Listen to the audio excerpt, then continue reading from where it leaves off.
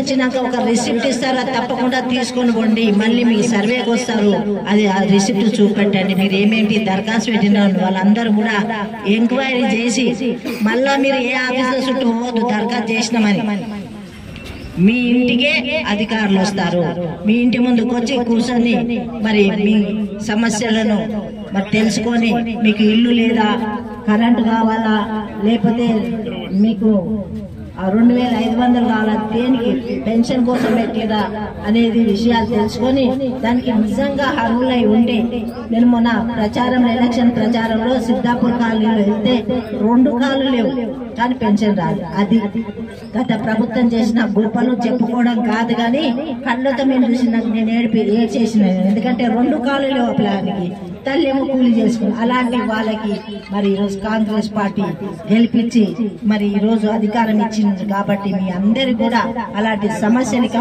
ఉండబోవు.